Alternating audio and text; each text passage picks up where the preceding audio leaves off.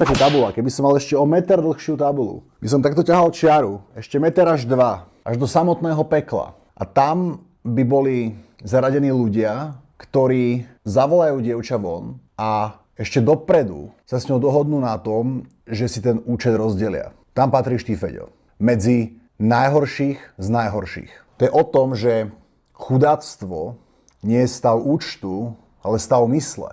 Aj keby som mal posledných 5 eur v peňaženke, tak by som sa nepýtal.